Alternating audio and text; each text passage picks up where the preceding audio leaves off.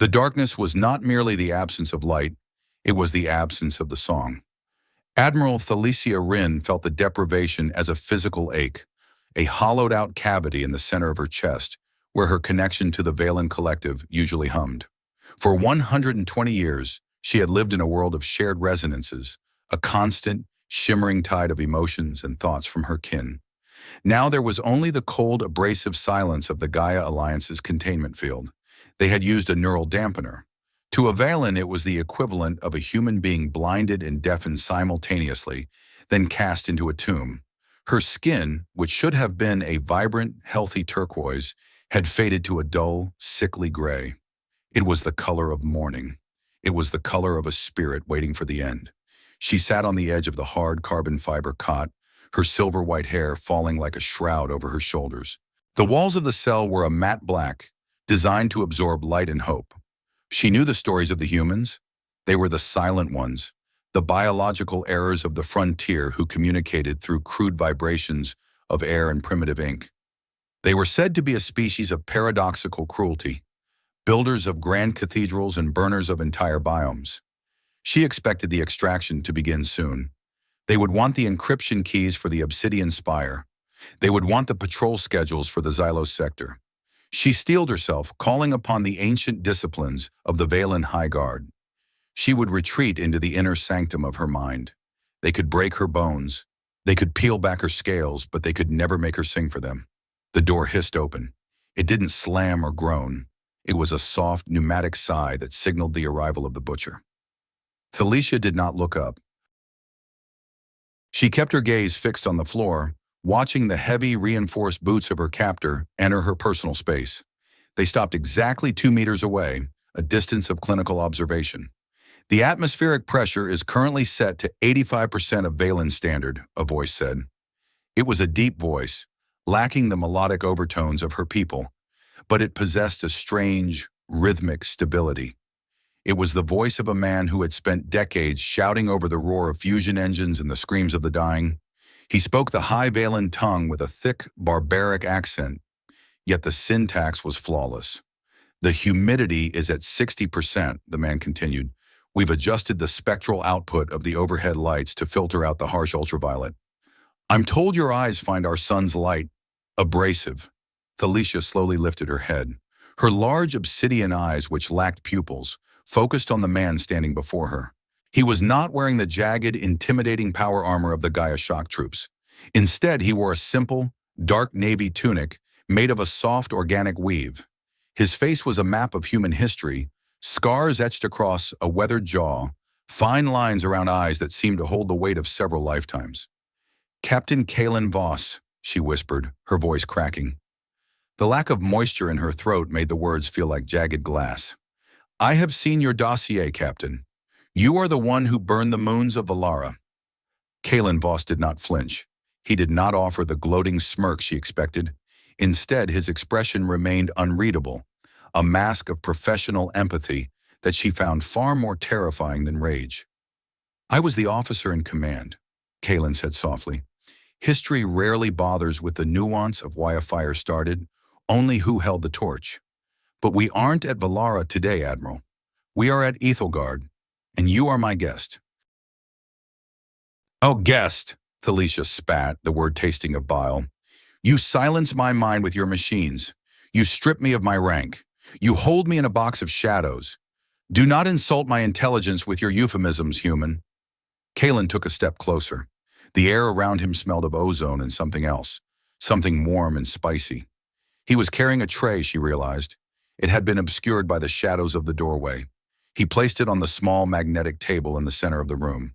You haven't ingested nutrients in 24 hours, Kaelen noted. Your biology requires a specific caloric intake to maintain the bioluminescent layers of your dermis. If you continue to starve yourself, the graying will become permanent. You will lose your ability to shift color even if I released you this second. He reached into a pocket of his tunic and pulled out an object. It was small, crafted from polished stainless steel, reflecting the amber light of the cell. A spoon. Thalicia braced herself. Was this the instrument of her undoing? A tool for the heart extraction? She had heard of the humans using needles, probes, and chemical irritants, Perhaps the spoon was used to gouge, to scrape, to remind her that she was merely meat in the hands of a superior predator. Kaelen dipped the spoon into a bowl on the tray. A plume of steam rose, carrying a scent that bypassed her telepathic defenses and struck directly at her primitive limbic system. It was the smell of the star spice from her home province, but beneath it was an earthy, rich undertone that was entirely foreign. Kaelen lifted the spoon to his own mouth. He blew on it once, a gentle, domestic gesture that felt utterly absurd in a military black site. He tasted the broth, his eyes closing for a brief second as he savored the flavor. Lieutenant Chen, my head cook, spent 3 hours trying to balance the salinity, Kaelen said, opening his eyes. He's a bit of a perfectionist. He thinks the Gaia standard rations are a crime against the soul. He calls this common ground. It's a fusion of your lotus root soup and a Terran recipe called oxtail stew. He held the spoon out toward her. It was a gesture of trust so profound it felt like an assault. Eat, Thalicia, he said. The war will still be there when you're finished, but for now, just be hungry. It's the one thing we definitely have in common. Thalicia stared at the spoon. She looked at the man who had supposedly destroyed her kind's future, now offering her a taste of their shared present. Her mind screamed poison, but her body, her weary, graying, silent body, longed for the warmth. She realized then that this was the most dangerous moment of her life, not because she might die, but because she might begin to understand the creature who had killed her world. The liquid was a deep, translucent amber, swirling with flecks of purple herbs that Thalicia recognized as zilthal, a Vaelen spice used to soothe the nervous system during the Great Molt. Seeing it here, in the hands of a Gaia captain, felt like a desecration, and yet the steam rising from the bowl seemed to carry an almost magnetic pull. Why? She asked again, her voice stronger this time, though still rough. Why play these games? If you want the codes, use the neural probes. If you want the locations of our cloaked outposts, bring in your telepathic nullifiers and tear the information from my cortex. This domesticity is a farce. Kaelen Voss pulled a second chair from the wall, a simple, utilitarian thing, and sat down. He didn't sit like a conqueror. He sat like a man who was tired of standing. He rested his elbows on his knees, the spoon still held loosely in one hand. I've spent 20 years in the Gaia military, Admiral, Kaelen said, his voice dropping to a low, conversational tone. I've seen the hard extraction. I've seen men and women turned into hollow shells because someone in an office 5 light years away wanted a list of serial numbers. Do you know what the success rate of information gained through torture is? Thalicia remained silent, her gray turquoise skin shifting with a faint, agitated ripple of yellow, the first sign of returning color. It's less than 30%, Kaelen answered his own question. People will tell you anything to make the pain stop. They'll invent fleets. They'll hallucinate secrets. It's a waste of time, a waste of resources, and a waste of a perfectly good soul. I'm not interested in what you'll say when you're screaming. I'm interested in what you'll say when you realize I'm not the monster your high guard told you I was. He offered the spoon again. Thalicia looked at the polished steel. She saw her own reflection in it, a high-ranking officer of the Vaelen Empire, reduced to a gray ghost in a dark room. With a trembling hand, she reached out. She didn't take the spoon from him. Instead, she guided his hand toward her mouth. The first taste was an explosion of cognitive dissonance. The zilthal was there, cooling and familiar, but it was anchored by a heavy, savory richness she had never experienced. It was thick, hearty, and carried the salt of a distant ocean. It wasn't the ethereal light broth of her people, which was designed for aesthetic appreciation. This was food designed for survival. It was food that demanded you acknowledge the reality of your stomach and the strength of your bones. As the warmth spread through her chest, Thalicia felt a sharp, stinging sensation in her eyes. It was the first time she had felt the neural dampener's silence as something other than a void. The food filled the space where the song had been. It was a different kind of connection, not of minds but of biological necessity. It is heavy, she whispered, swallowing the mouthful. That's the earth in it, Kaelen said with a small, lopsided smile.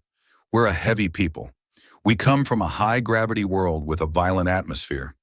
Everything we make has to be solid, even our soup. He dipped the spoon again, and for the next 10 minutes, they sat in a silence that was no longer empty. It was a rhythmic, slow process. Each spoonful was a bridge. Thalesia found herself watching Kaelen's hands. They were calloused, the knuckles scarred from what looked like a direct hit from a thermal pulse. "You didn't fire," Kaelen said suddenly, breaking the quiet. Thalesia paused, her hand halfway to the bowl. "What?" "When our interdictorship pulled you out of warp, you had a 3-second window where our shields were down during the transition. Your doomsday beam was primed. You could have taken out the bridge of the Morgenrode. You could have killed 400 Gaia sailors in a heartbeat. But you held your fire." Thalesia pulled back, her skin turning a sharp, defensive shade of deep indigo. "I was calculating the risk of debris. Ethelgard is too close to the rift. An explosion of that magnitude would have destabilized the sector." "Liar," Kaelen said softly.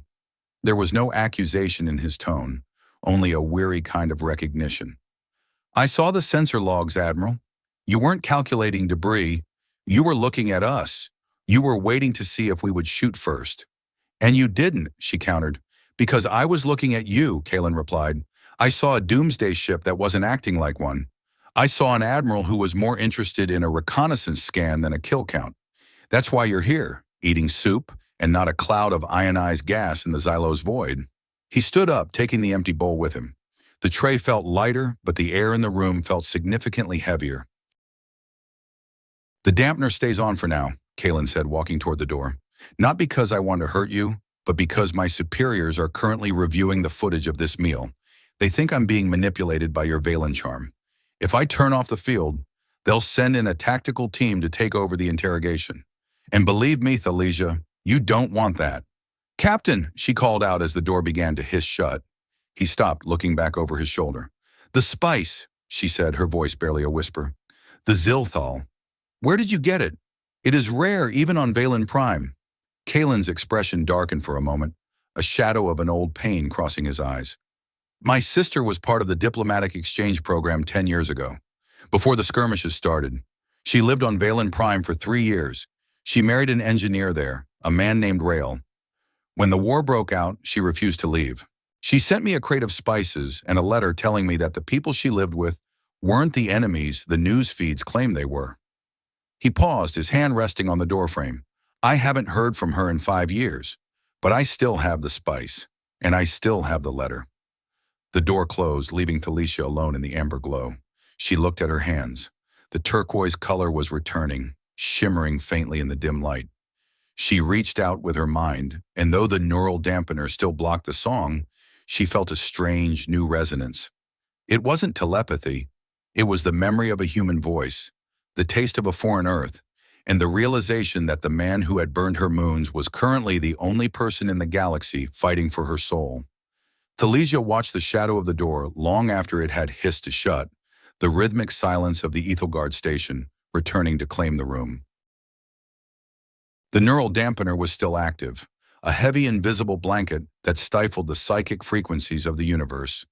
But for the first time since her capture, the void didn't feel quite so predatory. The warmth of the broth sat in her stomach like a small, defiant sun, radiating a vitality that her grayed skin hungrily absorbed. She reached out with a trembling hand to touch the metal spoon Kaelen had left behind. In the Vaelen Empire, objects were often grown from biocrystal, shaped by the intent of the artisan to vibrate in harmony with the user's spirit. This human tool was different. It was cold, forged in a furnace, and utterly indifferent to her touch. Yet it was the first thing in this place that hadn't been used to restrain her. It was a simple lever of physics, meant to bridge the distance between hunger and satisfaction. She leaned back against the carbon fiber wall and closed her eyes. Without the song of order to guide her thoughts, memories tended to drift like unanchored derelicts. She thought of Welta Prime, the city of Ethel Rin, where the buildings were woven from living glass and the air was a constant, shimmering melody of a billion minds in perfect synchronicity. To be Vaelen was to never be alone. Even in sleep, the soft golden hum of the collective provided a blanket of security. The humans, she realized with a shudder, lived their entire lives in this silence. Every man, woman, and child of the Gaia Alliance was an island, locked within the bone walls of their own skulls. It was a horrifying thought. How did they not go mad? How did they find the strength to build starships and empires when they could never truly know the heart of the person standing next to them? The door opened again, 4 hours later.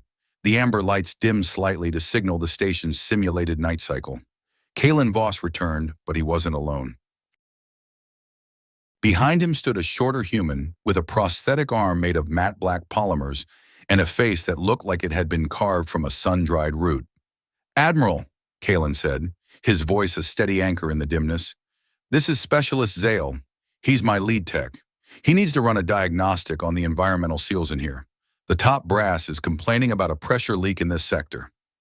Zael didn't look at her.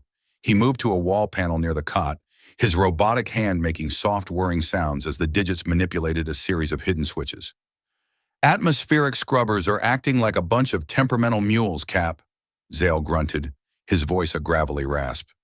"If we don't get the seal on the primary manifold tight, the whole sector's going to be breathing recycled farts by midnight." Kaelen leaned against the doorframe, his arms crossed. "Just get it done, Zael. We don't want the spooks in Intel having an excuse to come down here and inspect the facilities." Thalesia watched the interaction. The sprinkle method of their speech, the casual, gritty shorthand they used, fascinated her. It was a language born of the trenches, of grease and grit. It lacked the high-minded poetry of the Vaelen High Guard, yet it felt strangely authentic. Zael finished his work and turned to leave, but as he passed Thalesia, he paused. His human eyes, one natural and one a glowing red optic, scanned her graying skin. He let out a low whistle. "She's looking a bit peaked, Cap, like a piece of fruit that's been in the sun too long." "She's recovering," Kaelen said, his tone sharpening. "Clear out, Zael." The tech shrugged and shuffled out, leaving a heavy silence in his wake. Kaelen didn't leave this time. He walked over to the magnetic table and sat down, gesturing for Thalesia to do the same. "The silence is loud today, isn't it?" he asked. Thalesia sat, her movements fluid despite her exhaustion. "You speak as if you understand it, Captain. But you were born in the silence. You have never known what it is to have the stars sing to you."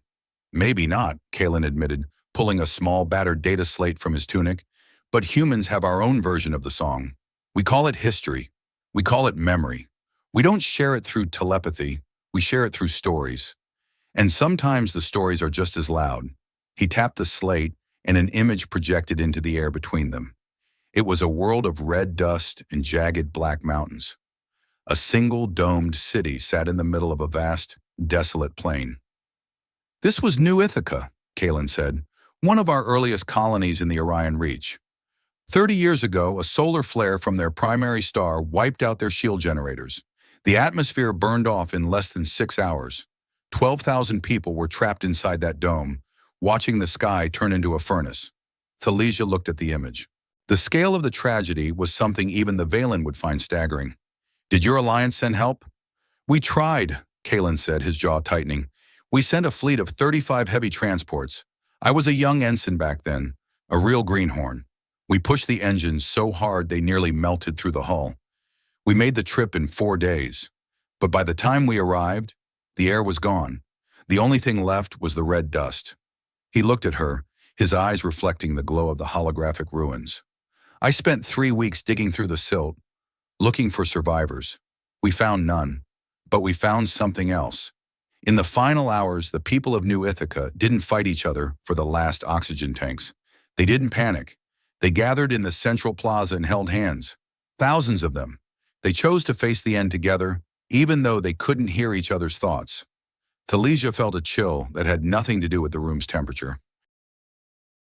The image of thousands of silent beings choosing communal dignity in their final moments challenged everything the Vaelen instructors had taught her about the primal chaos of the humans. "You think we are monsters because we are quiet," Kaelen continued softly. "You think that because we aren't part of a collective, we don't value life. But the truth is, Admiral, because we are alone, every connection we make is a miracle. We have to fight for it. We have to build it, word by word, spoon by spoon." Thalesia looked down at her hands. The turquoise color was pulsing now, a rhythmic glow that matched the beating of her heart. My people, we were told that the humans were a noise in the void, a chaotic static that needed to be silenced before it infected the harmony of the galaxy. And you believed them, Kaelen said. I had no reason not to, she replied, until I met a captain who feeds his prisoners with his sister's spices. Kaelen stood up, the holographic image of the red world vanishing. My sister Alara, she used to say that the Vaelen song was beautiful, but it was also a prison. She said that because you all hear the same thing, you forget how to listen to the things that are different. I think she was right, and I think the top brass in the Gaia Alliance is making the same mistake. They see your song as a weapon, not a culture. He walked to the door, his hand resting on the frame. Get some sleep, Thalicia. Tomorrow things are going to get complicated. The Council of Stars is sending a high-level inquisitor to Ethelgard. They want the encryption keys, and they aren't going to use spoons to get them. What will you do, Kaelen? She asked, the name feeling strange and heavy on her tongue. He looked back at her, the shadows of the corridor masking his face. I'm going to do what humans do best, Admiral. I'm going to be stubborn. And I'm going to make sure that whatever happens, the silence doesn't win. The command deck of the Ethelgard station was a claustrophobic maze of flickering monitors, exposed wiring, and the pervasive smell of hot copper and stale coffee. Captain Kaelen Voss stepped onto the bridge, his boots ringing out against the grated metal flooring. The usual low-level chatter of the crew died down instantly, replaced by a tense, vibrating anticipation. Status report, Kaelen barked, moving toward the central holomap. The Inquisitor's shuttle just cleared the outer perimeter, Cap, Specialist Zale said, not looking up from his console. His prosthetic hand was flying across the holographic interface, a blur of black polymer. They're using a high command override. We can't delay their docking for more than another 10 minutes without looking like we're hiding a dead body in the closet. Kaelen looked at the holomap. A single, sleek silver icon was approaching the asteroid. Who did they send, Zale? Give me the bad news. General Halloway, Zale said, finally looking up. The tech's natural eye was narrowed in a grimace. The Iron Lady herself. She's got a reputation for being about as flexible as a titanium beam. If she finds out you've been playing tea party with the prisoner, she's going to have our heads on a platter before we can say due process. She isn't here for me, Kaelen said, his voice low. She's here for the keys.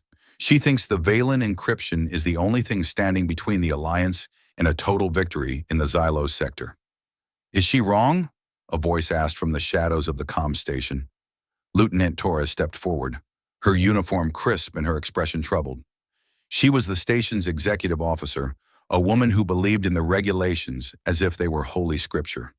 Sir, the intel spooks are already breathing down our necks. We've been holding Admiral Wren for 5 days. We haven't produced a single line of actionable data. The Council is losing their collective mind. I'm working her, Torres, Kaelen said, his eyes fixed on the approaching shuttle. By feeding her, Torres asked, her tone edging toward insubordination. By sharing stories about New Ithaca? Sir, with all due respect, this is Fubar. You're risking a court-martial for a prisoner who belongs to a species that would turn Earth into a cinder if they had the chance. Kaelen turned to face her, his presence filling the small bridge. The Vaelen didn't burn Valara, Torres. We did. We were told it was a military necessity, a way to break their morale. Did it work? No. It just made them fight harder. It made them see us as the monsters they always suspected we were. I'm not going to let Ethelgard be another Valara. Torres looked away, her jaw set. The General is docking in 3 minutes, sir. I suggest you get your story straight. Kaelen nodded and gestured to Zale. Zale, a word. Privately, they stepped into a small, soundproofed observation alcove overlooking the dark, jagged landscape of the asteroid. Zale leaned against the glass, his mechanical hand twitching. You're in deep, aren't you, Kaelen? How deep is the ether scan, Zale? Kaelen asked, ignoring the question. Zale let out a long, slow breath. He pulled a small, encrypted chip from his belt and slotted it into a handheld reader. A complex double helix structure appeared, glowing with a faint golden light. It's a 92% match, Cap, Zale whispered, his voice shaking. I've run the sequences through every database we have, including the restricted archives from the first expansion. This isn't just a similarity. This is a direct evolutionary line. 10 million years, Kaelen murmured, staring at the golden light. Give or take a few millennia, Zale agreed. It looks like the Vaelen and the humans are both branches of a single progenitor species. The arch seeds from the myths. They must have seeded both Earth and Vaelen Prime before they vanished. We aren't just separate species fighting for territory, Kaelen. We're cousins who forgot each other's names. If Holloway finds out about this, she won't, Zale interrupted, because if she does, she'll realize that the Vaelen song is just a dormant psychic potential that humans lost during our time in the dirt. It would change the entire justification for the war. We aren't fighting aliens. We're fighting our own mirror image. The Alliance would rather blow up the sector than admit we're related to the squids. Kaelen looked out at the stars. The sleek silver shuttle was now visible, its landing thrusters illuminating the asteroid's surface in a cold, artificial white. Keep the data on a hard drive, Zale, Kaelen ordered. No cloud backups, no station logs. If things go south, I want you to take the smallest scout craft we have and get as far away from the Alliance as possible. Go to the neutral zones. Find a way to broadcast the truth. And what about you? I have a guest to protect, Kaelen said, his voice hardening into iron. He left the alcove and headed toward the docking bay, his heart hammering against his ribs.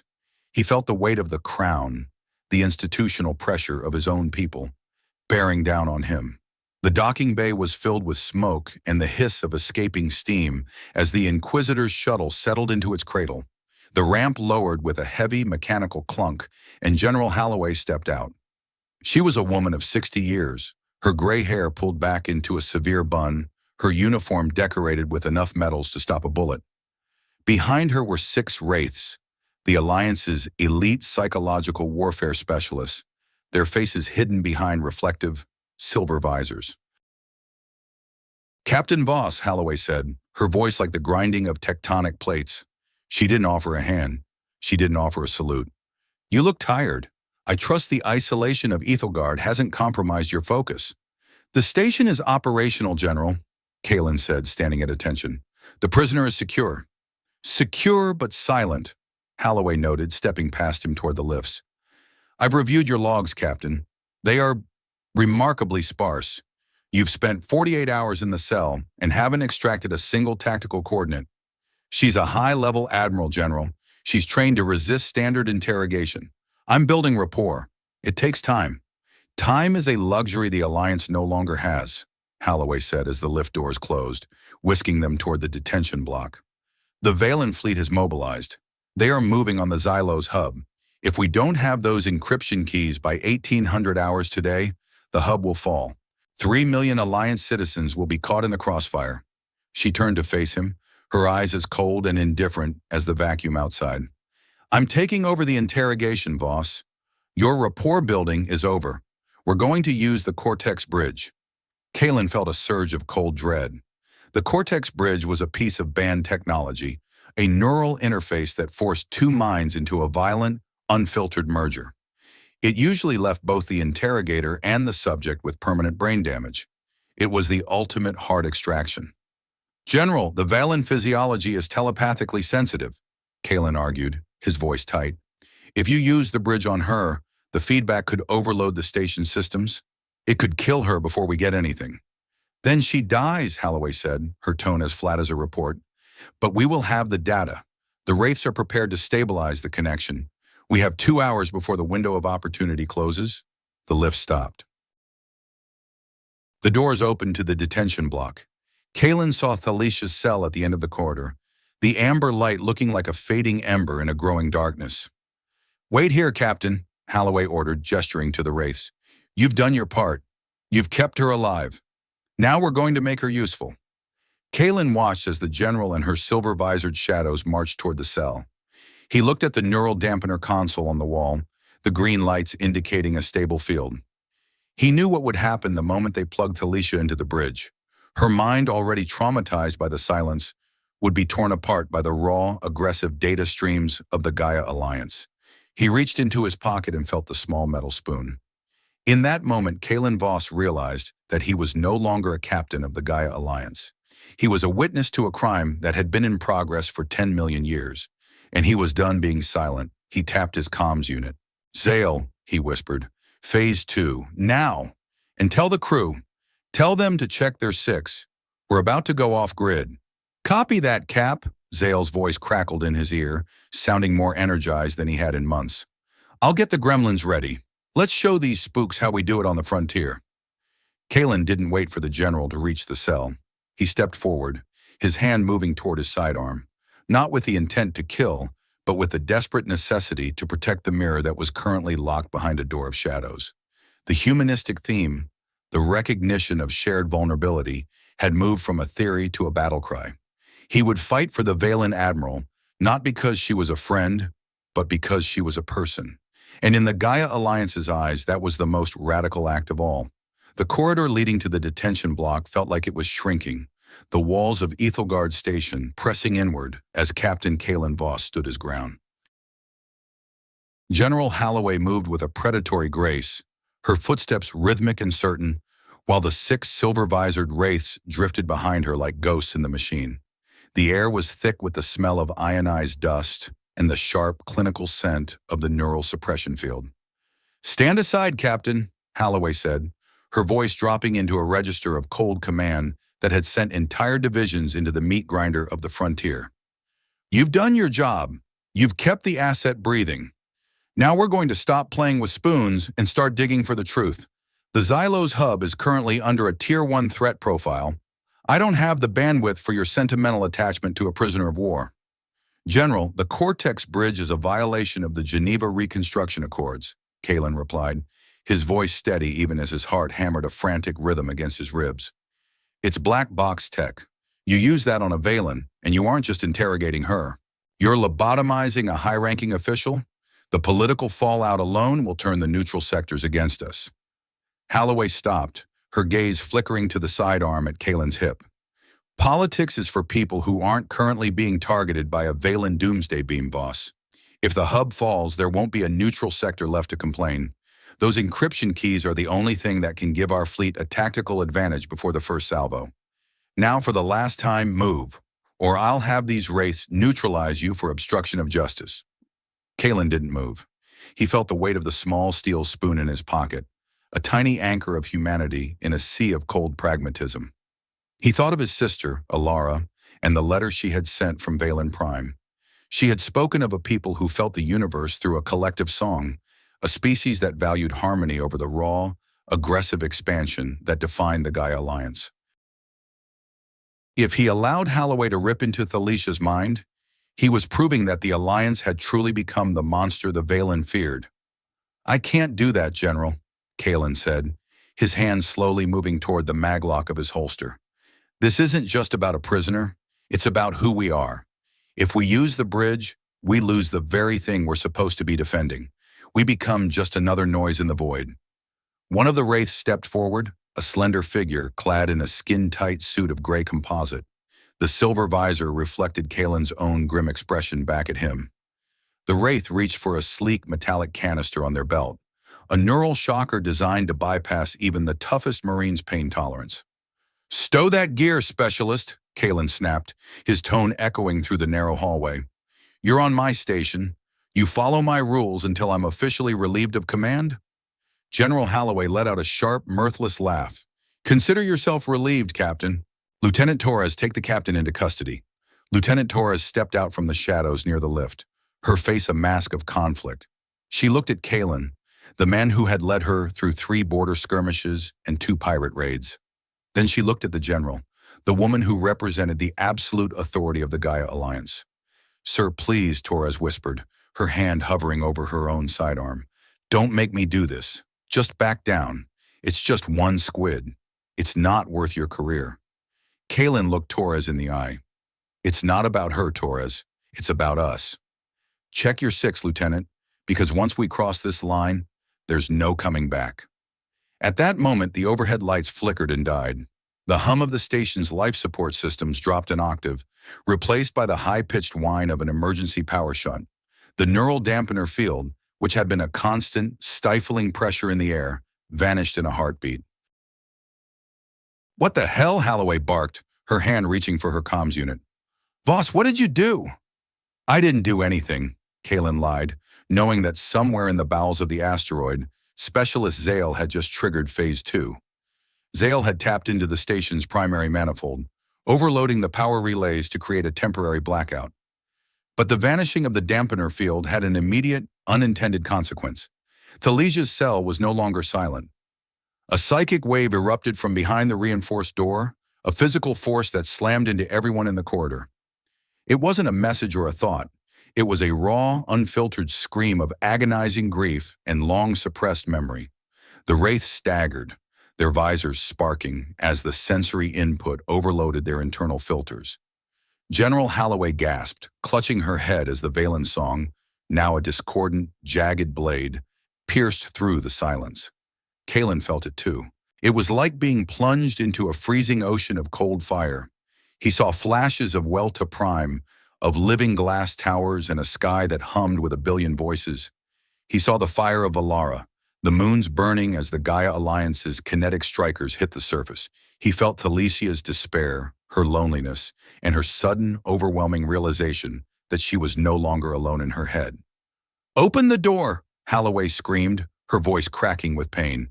"Use the manual override! She's attacking us!" "She isn't attacking!" Kaelen shouted over the psychic roar, struggling to stay on his feet. "She's just breathing. The dampener is down, and she's bleeding light." He lunged for the manual keypad, his fingers fumbling in the emergency red glow. He punched in the code, a 20-digit sequence that he had memorized the first hour Thalesia had been brought on board. The magnetic seals hissed, and the door slid open. Thalesia was standing in the center of the cell, her skin glowing with a brilliant, blinding turquoise that illuminated the room like a captured star. Her silver hair was wild, floating in the agitated electromagnetic field. Her obsidian eyes were wide, and for the first time Kaelen saw tears, translucent, shimmering drops, falling down her cheeks. "Kaelen!" she gasped, the word echoing not just in the air, but in the center of his mind. "The silence. It's broken. I can hear them. I can hear you." The race recovered with terrifying speed. They were trained for psychic combat, and the initial shock had passed. Two of them lunged into the cell, their neural shockers humming with blue light. They didn't care about the bridge anymore. They wanted to neutralize the threat. "No!" Kaelen roared. He didn't draw his weapon. He didn't have time. Instead, he threw himself into the path of the first wraith, his shoulders slamming into their chest with the force of a freight train. They tumbled backward, their visor cracking against the metal frame of the cot. The second wraith turned, their weapon leveled at Kaelen's head. "Phase 2 is FUBAR, Cap!" Zale's voice crackled over the station's emergency speakers, distorted and urgent. "The wraiths have a localized backup. They're locking down the lifts. You gotta bug out now." Kaelen grabbed Thalesia's arm. Her skin was hot, vibrating with a frequency that made his teeth ache. "We have to go, Thalesia. Now!" General Holloway was standing at the threshold, her sidearm drawn and leveled at Kaelen's chest. Her face was pale, her expression one of absolute, icy determination.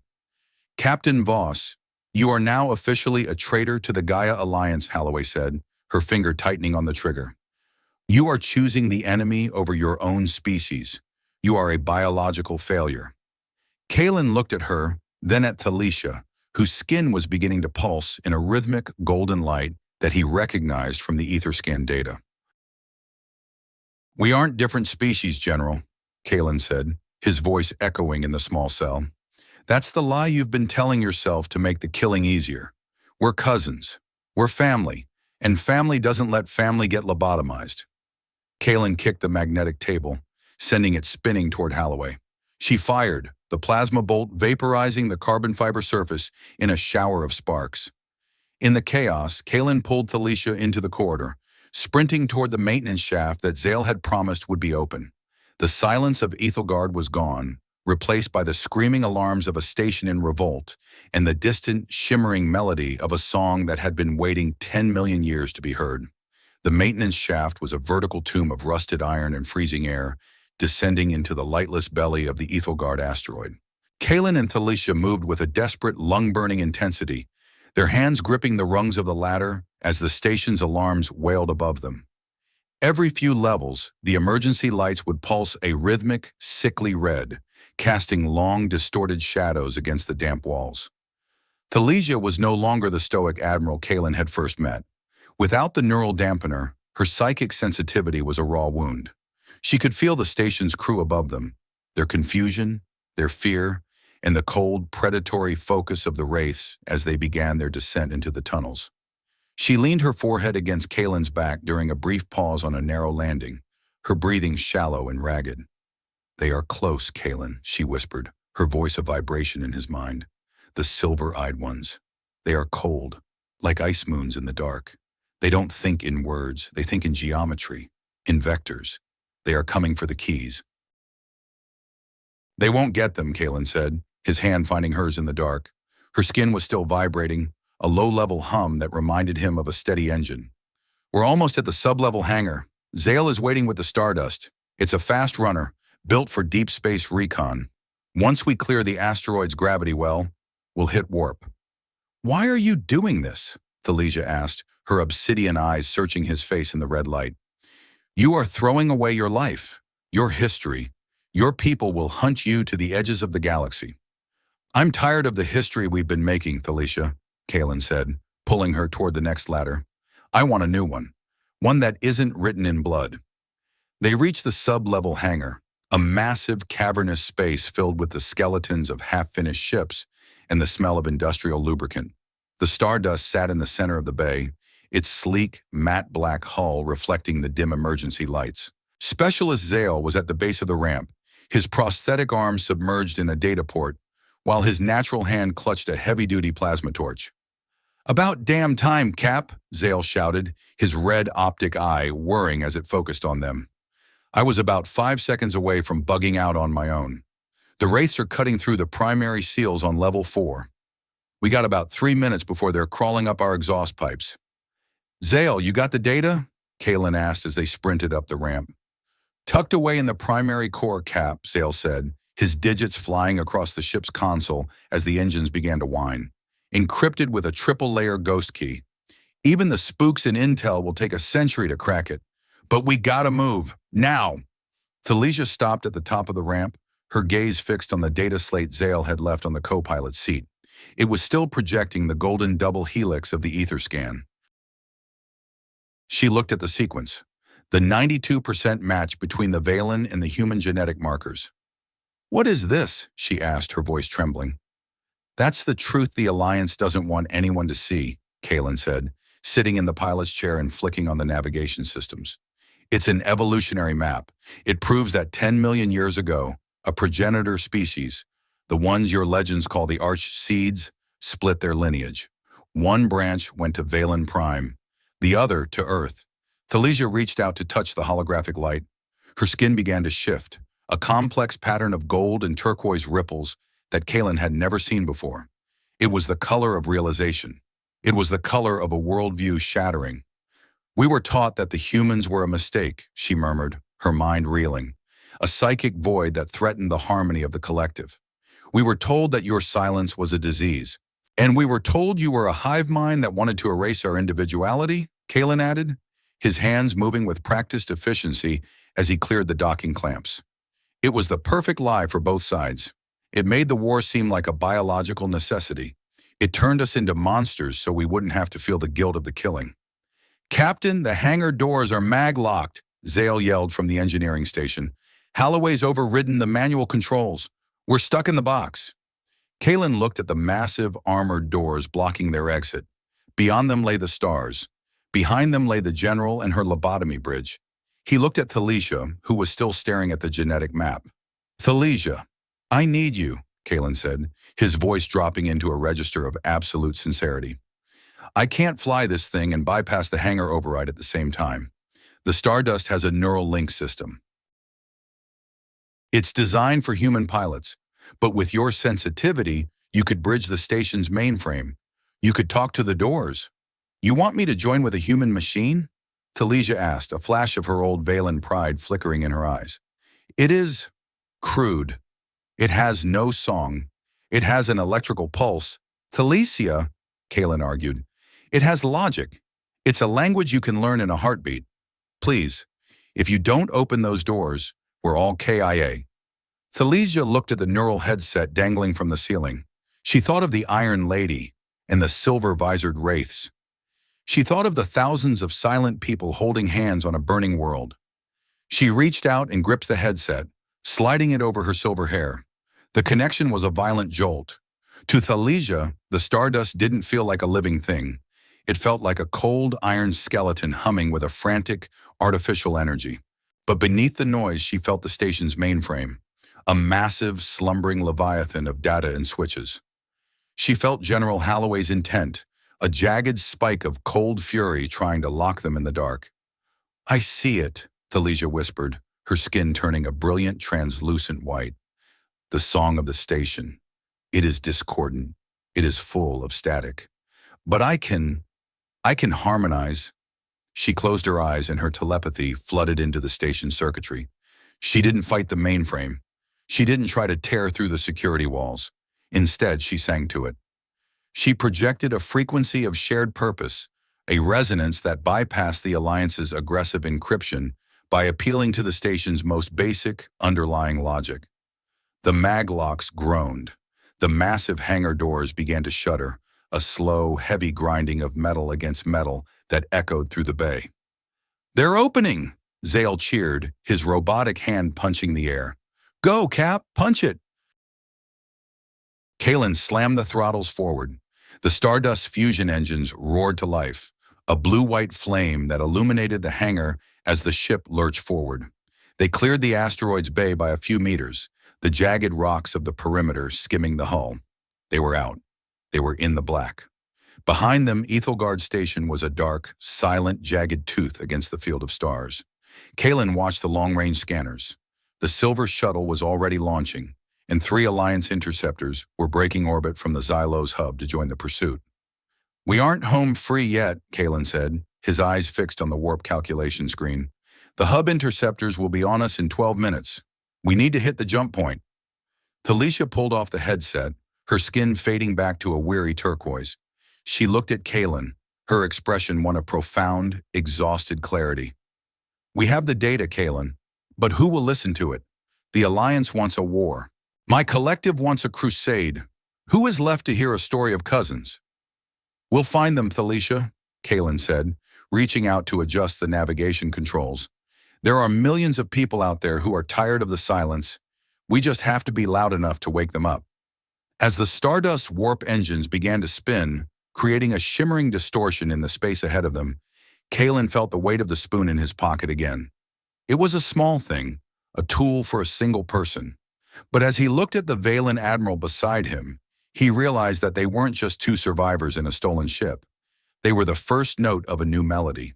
The cost of not learning the lesson, the millions of lives lost to a lie, was behind them. Ahead of them lay the dangerous, uncertain, and beautiful possibility of a galaxy that remembered its own name. "Cap, we got a lock!" Zale shouted, his voice cracking with excitement. "Jump in 5, 4, 3. The stars stretched into long, white lines of light. The stardust vanished into the rift, leaving the silence of the Gaia Alliance behind. The turning point had been reached. The war of species was over. The war for the truth had just begun. The interior of the stardust was a cramped, humming pocket of defiance, suspended in the screaming violet light of the warp. It was a ship built for speed, not comfort, stripped of all but the most essential life support systems to make room for the massive fusion drive that now pulsed behind the bulkhead like a frantic heart. Kaelen Voss sat in the pilot's chair, his hands resting lightly on the controls, feeling the subtle vibrations of the ship's hull as it fought against the unnatural pressures of the rifts. Beside him, Thalesia Rin was a shimmering presence in the dim amber light of the cockpit. Her skin was no longer the sickly, morning gray of her imprisonment. It had shifted into a vibrant, restless turquoise, shot through with veins of brilliant gold that pulsed in time with the ship's engines. Without the neural dampener, she was a sensory conduit, her mind reaching out into the churning energy of the warp, sensing the echoes of other ships, other lives, and the dark, cold intent of the pursuers who were even now calculating their trajectory.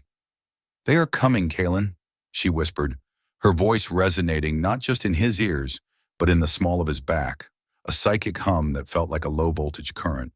"The silver-eyed ones, the wraiths. They have a hunter-killer corvette. It is faster than this runner. They are closing the gap by 3 light years every 30 minutes. Kaelen didn't look away from the navigation screen. He saw the red icons on the long-range sensor sweep. 3 Alliance interceptors and 1 larger, sleek signature that could only be the Hecate, General Halloway's personal command ship. They were being hunted by the very best the Gaia Alliance had to offer. "Zale, what's the status on the dampeners?" Kaelen called out over the internal comms. "We're glowing on their scanners like a supernova.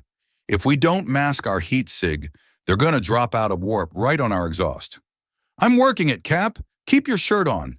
Specialist Zale's voice crackled through the speakers, accompanied by the sound of a heavy wrench hitting metal. "The primary relay is fried to a crisp. I'm trying to bypass the cooling loops with a couple of magnetic shunts, but this ship wasn't designed for this kind of load. If I push it any harder, we're going to be breathing ionized gas and praying for a quick end." "Just buy us another 20 minutes, Zale," Kaelen said, his jaw set. "We're almost at the gray zone beacon." "That's a big negatory on the 20, Cap," Zale grunted. "We've got 10, maybe 15 if the gods of Greece are smiling on us today.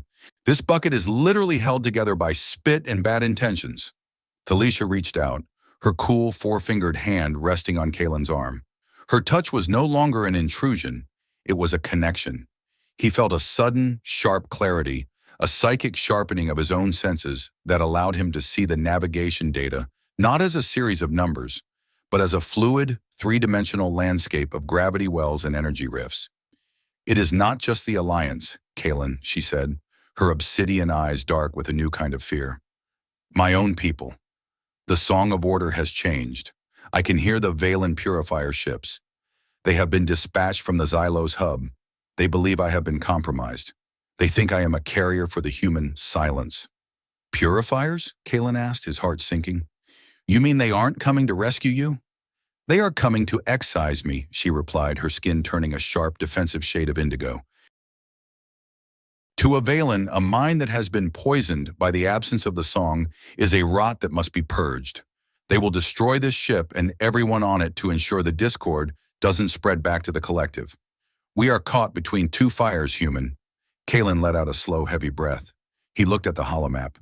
2 light years ahead sat Obscura Station, an ancient, derelict Archseed research post that had been claimed by a lawless collection of traitors, pirates, and refugees. It was a place where the rules of empires didn't apply, built into the core of a dying star that emitted a massive amount of radiation, enough to mask almost any energy signature. "We're heading for Obscura," Kaelen decided, his hands flying across the controls to adjust their heading. "It's a gray zone hub. The radiation from the star will act as a natural jammer. If we can reach the interior docks, we can buy enough time to broadcast the Etherscan data.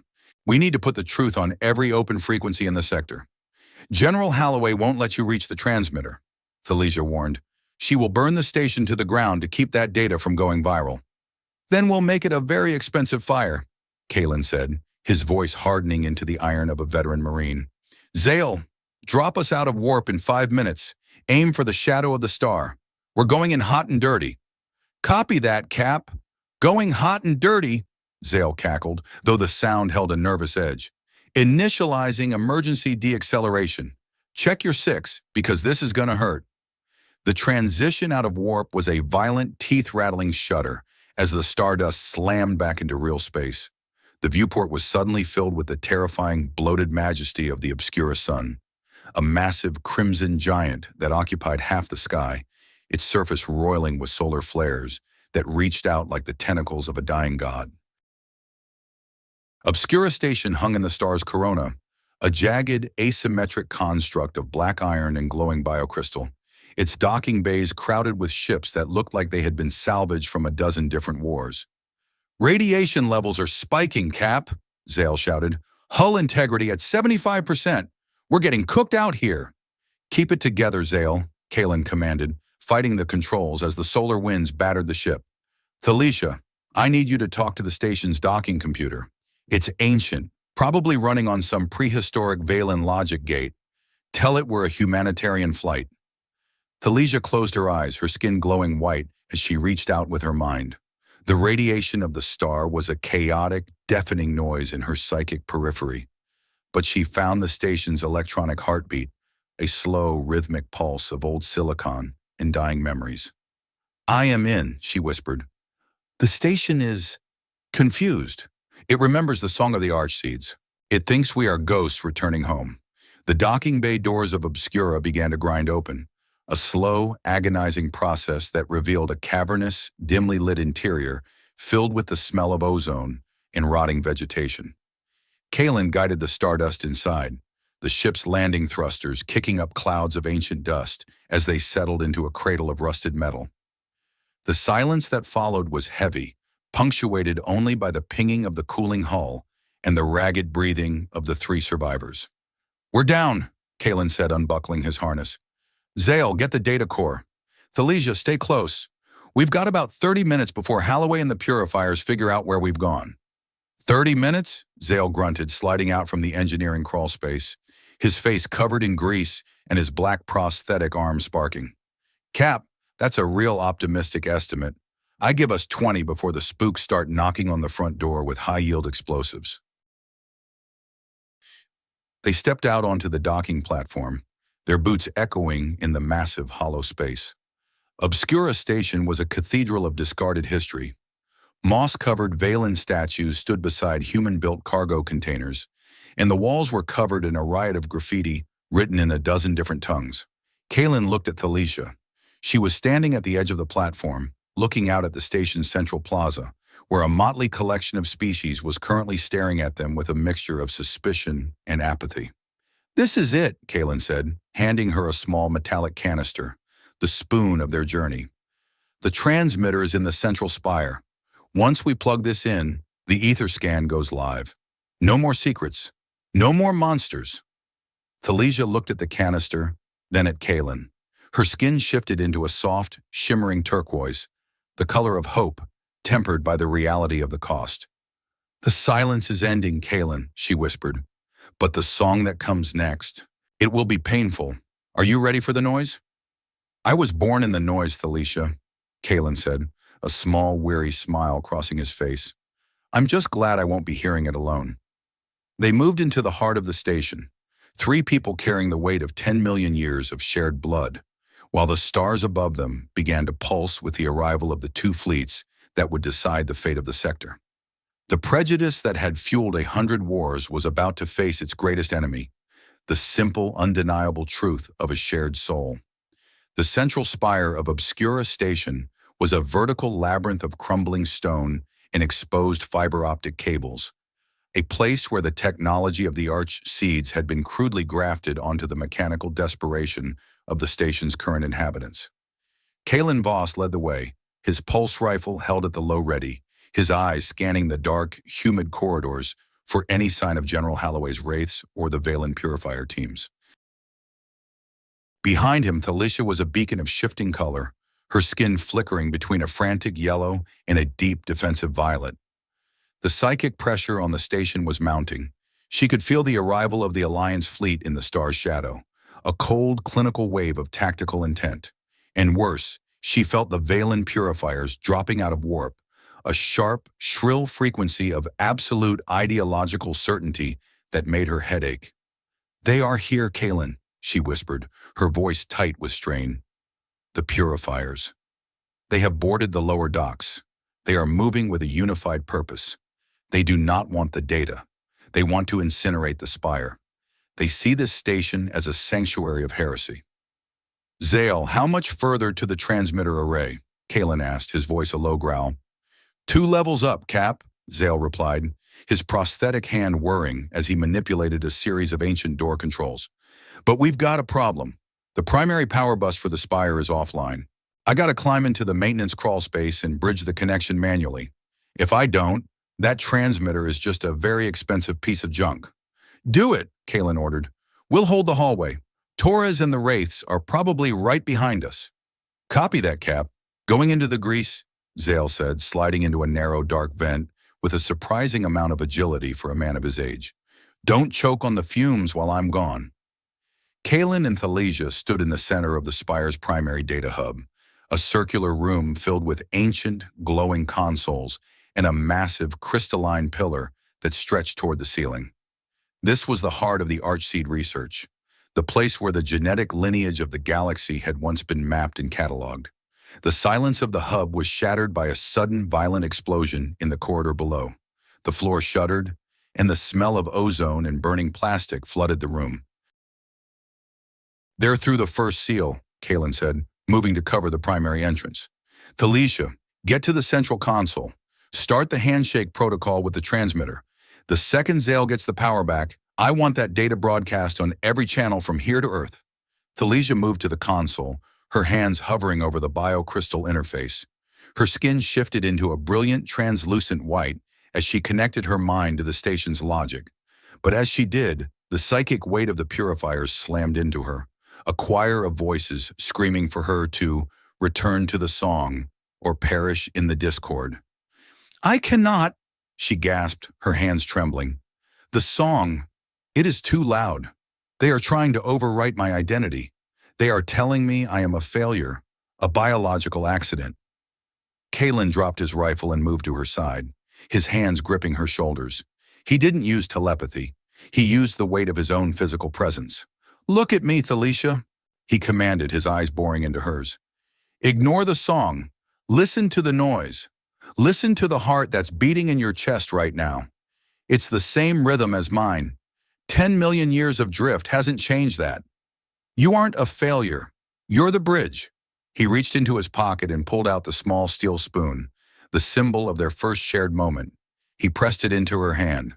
"This is a tool, Talisha," he said, his voice soft but immovable. "A simple thing for a simple purpose. To feed. To sustain. That's what this data is. It's food for a starving galaxy. Don't let them take the spoon from you." Talisha looked at the spoon, her obsidian eyes focusing on the reflection of her own face in the polished metal. The turquoise color returned to her skin, a steady, rhythmic pulse that pushed back the frantic indigo of her fear. "I hear you, Kaelen," she whispered. "The silence. It is not an absence. It is a space for us to choose." She turned back to the console, her skin glowing with a new balanced radiance, a fusion of turquoise and gold. Her fingers moved with a calm, clinical precision as she began the broadcast handshake. The door to the hub exploded inward in a shower of sparks and shrapnel. General Holloway stepped through the smoke, her face a mask of cold, tactical fury. Behind her were 4 wraiths, their silver visors reflecting the glowing consoles of the room. At the same time, the far wall of the spire was breached by a beam of concentrated psychic energy. 3 Vaelen purifiers stepped through, beings of shimmering light and absolute stillness, their skin a uniform, terrifying shade of perfect turquoise. The standoff was absolute.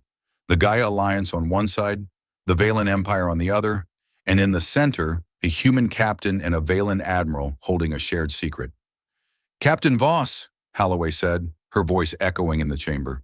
"Step away from the console. This is your final warning. You are assisting an enemy of the state in committing an act of galactic terrorism." "The truth isn't terrorism, General," Kaelen said, his weapon leveled at Holloway's chest.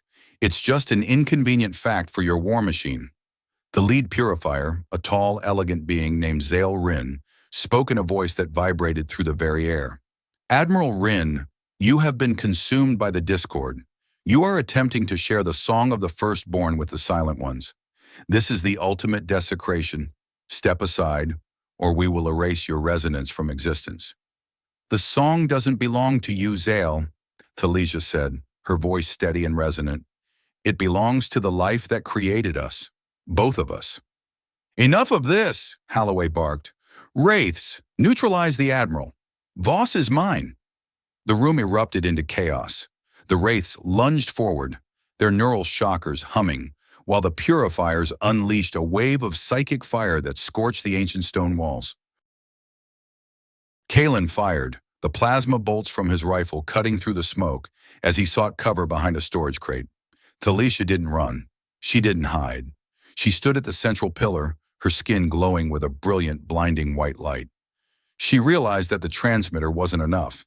To make them understand, she couldn't just broadcast data, she had to make them feel. "Zale now," she screamed through the comms. The spire groaned as the primary power bus surged to life. The crystalline pillar in the center of the room began to vibrate with a high-pitched harmonic whine. The transmission began, but Thalesia didn't just send the ether scan. She used the transmitter's massive energy output to amplify her own telepathic field.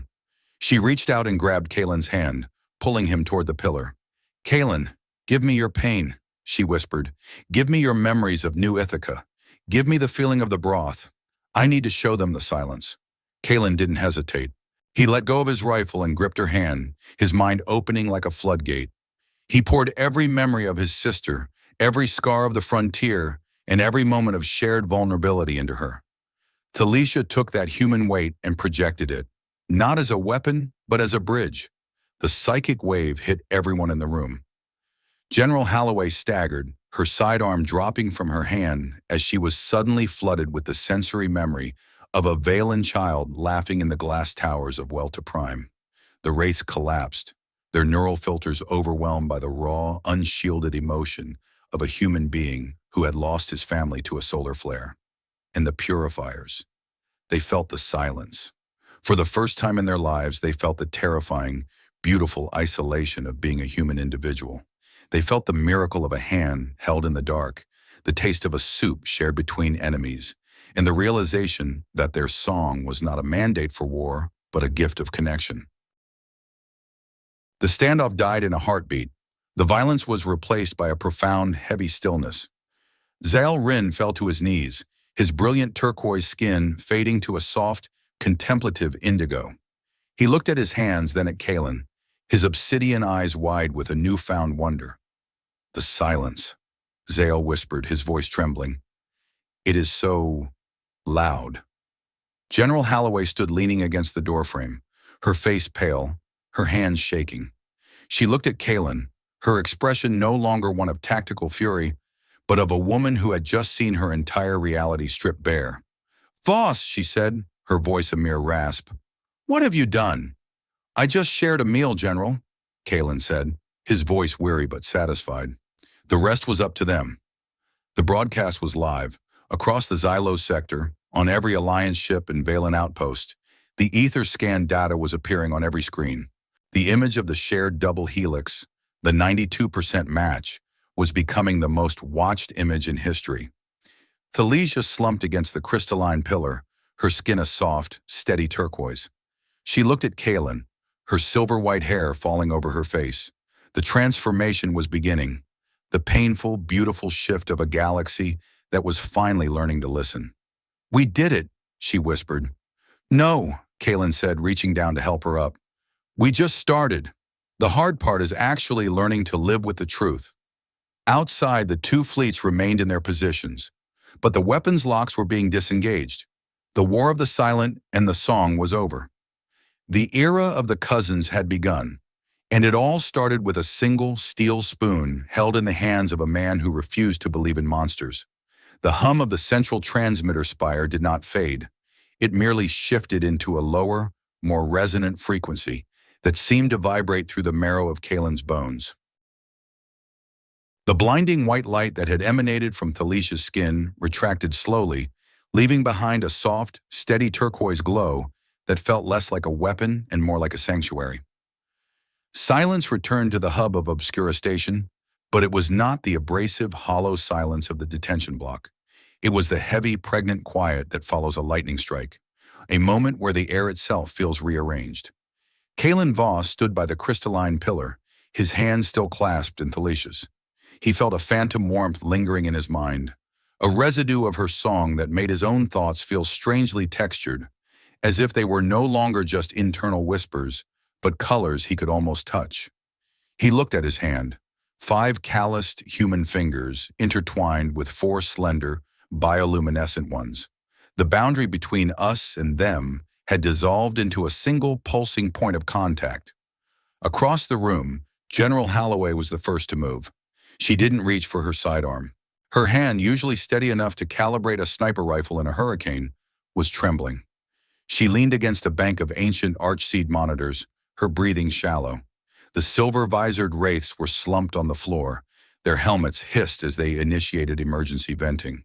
The psychic wave had hit them like a physical impact, stripping away their tactical conditioning and replacing it with the raw, unshielded grief of 100 wars.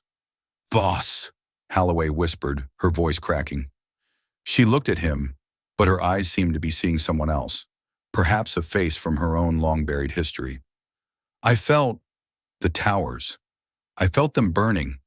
I've ordered those strikes 1,000 times. I've seen the satellite footage.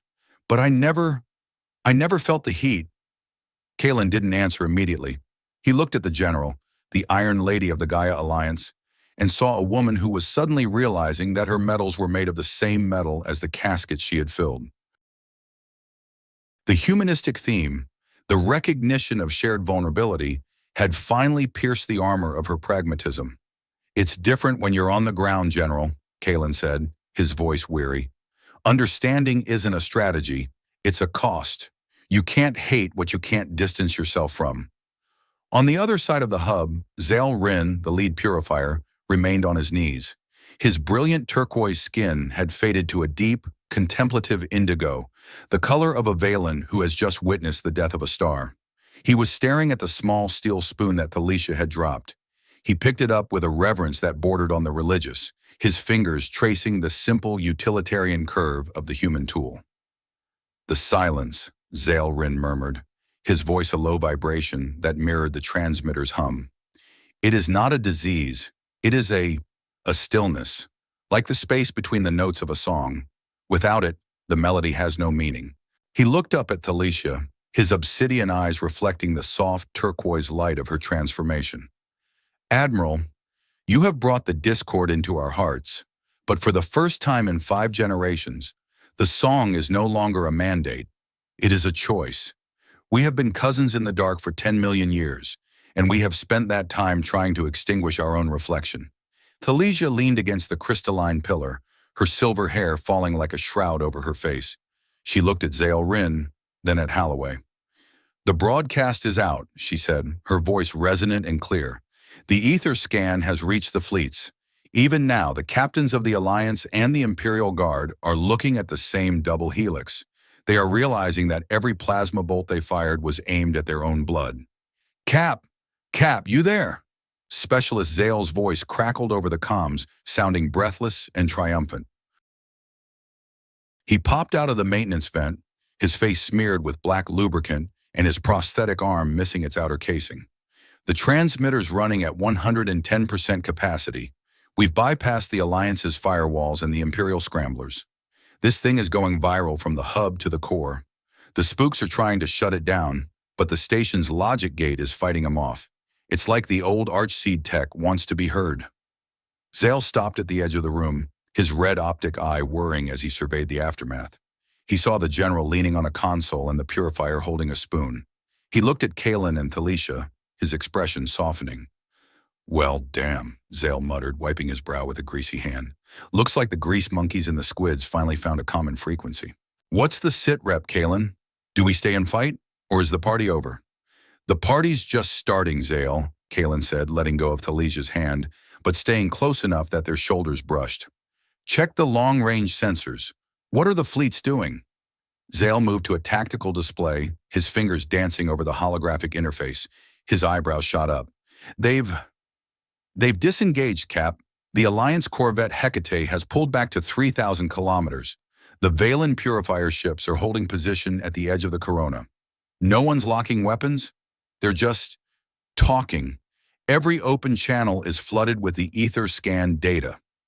General Holloway stood up, her posture straightening as her military training attempted to regain control. But the steel was gone from her eyes. She looked at Kaelen, her expression one of profound, somber respect.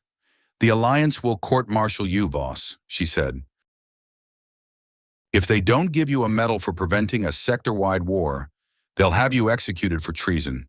There is no middle ground for what you've done." "I've spent 40 years in the military, General," Kaelen replied, a small, sad smile playing on his lips. "I think I've earned a change of pace. If the Alliance wants to put me in a box, they'll have to find me first." He looked at Thalicia, who was watching him with an intensity that transcended telepathy. The aftermath of the climax was a heavy, transformative weight. They had broken the cycle of prejudice, but now they had to live in the world they had rearranged. "The purifiers will return to the collective," Zael said, standing up and tucking the steel spoon into his robes. We will carry the silence with us. We will tell the song of the human who offered a bowl of warmth to an enemy. We will tell the song of the admiral who chose the truth over the harmony of lies. He bowed to Thalicia, a deep, Vaelen gesture of honor that was normally reserved for the High Sovereign. Then he turned and walked through the breach in the wall, his shimmering light disappearing into the dark corridors of the spire. Holloway looked at the wraiths who were slowly standing up, their movements jerky and uncertain. Back to the shuttle, she ordered, her voice regaining some of its authority. We have a lot of explaining to do to the Council.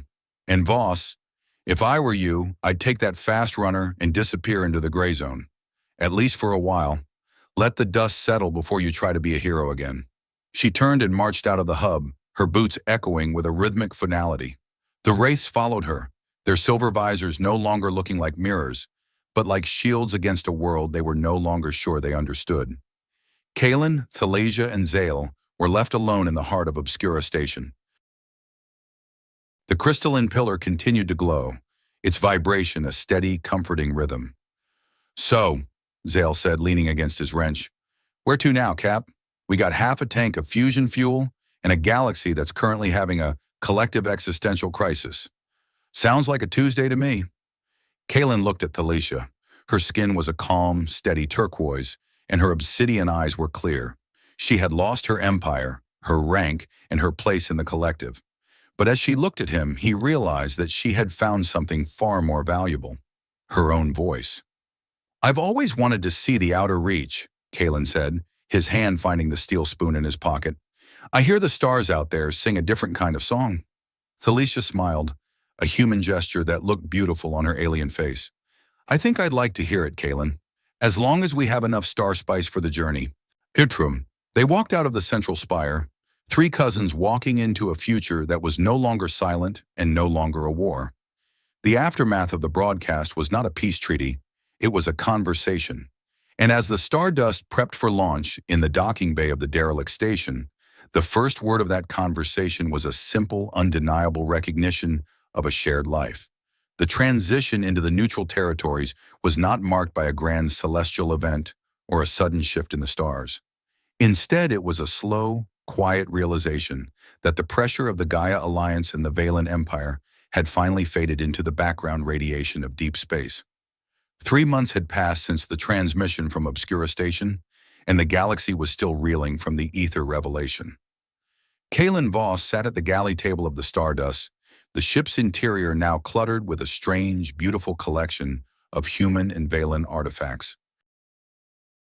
The air smelled of ozone, machine oil, and the persistent, spicy aroma of zilthal. They were currently drifting near a small, unnamed nebula in the outer reach, far from the patrol lanes and the eyes of the High Command. The resolution of the conflict had been messy, as all true resolutions are. There had been no formal signing of a peace treaty on a golden planet. Instead, there had been thousands of small ceasefires, 1 million conversations between captains, and the slow, agonizing dismantling of the propaganda machines that had fueled the war for a century. The ether scan data was undeniable. The scientific community on both sides had verified the 92% genetic overlap. The monsters had been revealed to be mirror images. Kaelen looked up as Thalicia entered the galley. She was wearing a simple dark gray human flight suit, her silver hair braided back in a style that was common among Alliance engineers. Her skin was a healthy, steady turquoise, but she no longer relied on chromatic shifting to communicate her emotions. She had learned the value of words, and Kaelen had learned the value of listening to the silence between them. The long-range comms are quiet today, Thalicia said, sitting across from him. She was holding a steaming mug of tea, a human blend infused with Vaelen minerals. The Xylos hub is officially a demilitarized zone. The Council of Stars and the Vaelen High Guard have agreed to a joint research commission on the Archseed ruins. They're calling it the Legacy Project.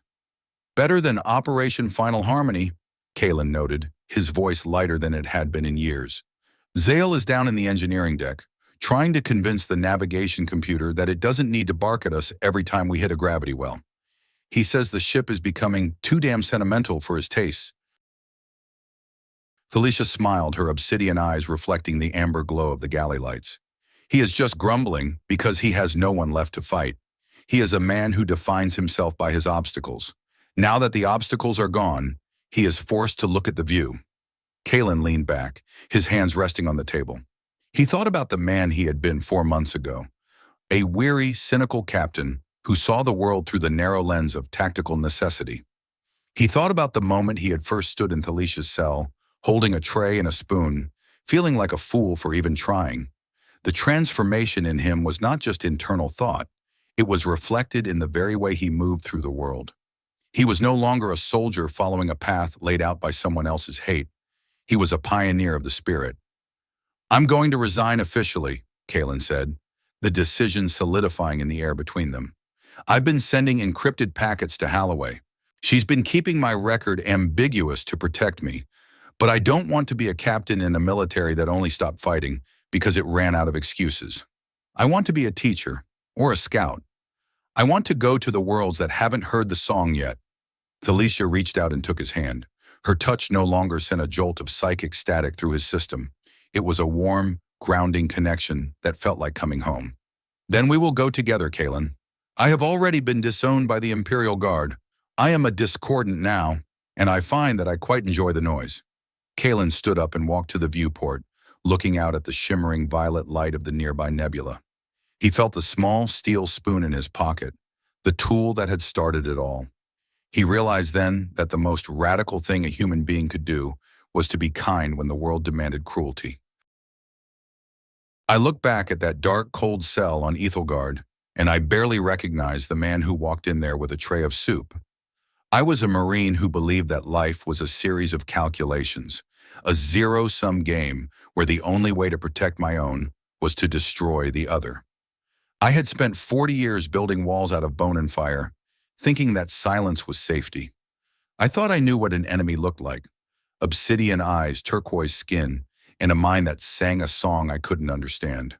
But a single spoonful of broth changed the trajectory of a galaxy.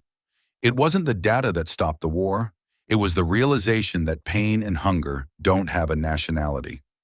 I've learned that the greatest danger to humanity isn't the aliens at the border, but the stories we tell ourselves to justify our own closed hearts. We are so afraid of being vulnerable that we turn our homes into fortresses and our neighbors into monsters. I used to think that the Vaelen song was a threat to my individuality, but now I understand that my individuality is only meaningful when it is shared. We are all islands, yes, but we are islands in the same sea, drawing from the same deep currents of history and blood. I am no longer a captain of the Alliance. I am just a man who realized that every hand I hold is my own, reflected back at me through 10 million years of starlight. The silence isn't a void. It's a space where we can finally choose to speak the truth. Kaelen turned away from the viewport and looked at Thalicia. She was standing in the doorway of the cockpit, her silver hair glowing in the starlight. She wasn't an admiral, and he wasn't a captain. They were just two people who had survived the end of a world and were now standing at the beginning of a new one. "Kaelen," she asked, her voice a soft, melodic whisper, "do you think they will ever truly forgive us? The ones who lost so much to the lie?" Kaelen walked over to her and rested his hand on her shoulder. "I don't know, Thalicia. Forgiveness is a long road, and it's full of rocks, but at least we're finally walking it, and we have enough food for the journey."